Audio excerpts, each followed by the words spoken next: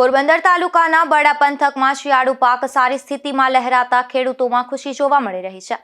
ઉપરાંત ગત ચોમાસામાં પુષ્કળ વરસાદ થવાથી અત્યારે તમામ જળ સ્ત્રોતોમાં પુષ્કળ પાણી ભરેલા જોવા મળે છે, જેથી ખેડૂતોને શિયાળુ પાકમાં સિંચાઈ માટે કોઈ તકલીફ પડશે નહીં તેવી આશા ખેડૂતો રાખી રહ્યા છે।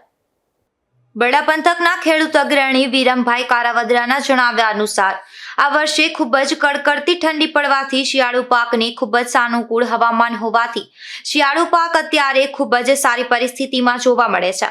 ઉપરાંત જળ સ્ત્રોતો જેમ કે કુવાઓ, બોર, તળાવો, બોકડા અને નદીઓ તેમજ એક ડેમમાં પુષ્કળ પાણી હોવાથી હાલ શિયાળુ પાકમાં ખેડૂતોએ ઘઉં, ચણા, જીરું, ધાણા તેમજ પશુઓ માટે લીલો ચારો અને આ વખતે અમુક ખેડૂતોએ અજમાનું વાવેતર પણ કર્યું છે,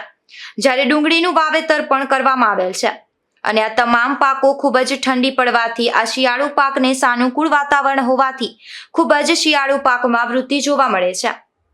વિરમભાઈ કારાવદરા મારું નામ છે। ખેડૂત અગ્રણી અને ખેતી કરું છું અને રાજકારણ પણ છે। આ વર્ષે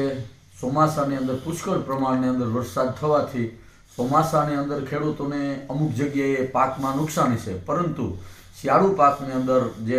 ફૂલ વરસાદને કારણે પાણી પુષ્કળ હોવાને કારણે પૂરા વિસ્તારની અંદર પાણી પૂરું હોવાને કારણે ખૂબ મોટે પાયે શિયાળુ પાક ચણા, ઘઉં, જીરું, ધાણા, જુવાર જે શિયાળુ પાકને અવાર નવો પાક જે અજમાનો પણ વાવેતર પુષ્કળ પ્રમાણમાં આ વિસ્તારની અંદર બરડા વિસ્તારના થયેલ છે અને પાક ખૂબ સારો છે એકદમ। જે મને તો એમ લાગે છે કે જે વાતાવરણ જે ઠંડીનું છે, જે શિયાળુ પાકની અંદર આ ઠંડીનું વાતાવરણ જે જોઈએ એ પ્રમાણે અનુકૂળ છે, જે પાકને અનુકૂળ, જેને હિસાબે 15 દિવસ હવે અંદાજે 15 દિવસ જો આવું ને આવું વાતાવરણ ઠંડીવાળું અને ઠાર આવતો હોય તો આવતો પાક ખૂબ જ પાક ઉતરવાનો છે અને મને તો એમ છે કે ક્યારેય પણ ન થયો હોય એવો પાક ધાણાનો અને જીરાનો અને ઘઉંનો પાક થશે આ સાલ, એવું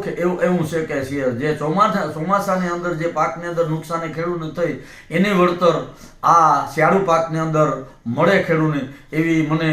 આશા છે, કારણ કે બહુ પુષ્કળ પ્રમાણની અંદર વાવેતર થયું છે અને સારું વાવેતર છે અને શિયાળાના વાવેતર પ્રમાણે જ એને ઋતુ છે અત્યારે જે ઠંડીની ઋતુ છે એ અત્યારે શિયાળુ પાકની અંદર જોઈએ એટલે ઠંડી સારી પડે છે અને ઠાર પણ સારો આવશે। હવે 15-20 દિવસ જો ઝાકર ન આવે તો ધાણા, ઘઉં અને ટોટલ જીરું ટોટલ પાક સારામાં સારો થાય એવું 100% ખાતરી છે અને ઈશ્વરને હું પ્રાર્થના કરું છું આપણા માધ્યમથી કે આ 20 દિવસ ઝાકર ન આવે, જેથી કરી ખેડૂતને સારો પાક થાય અને સારી આવક થાય અને બાળકોને સારી શાળાએ ભણાવવા મોકલે એવી આર્થિક રીતે મજબૂત થાય એવી હું પ્રભુ પાસે પ્રાર્થના કરું છું।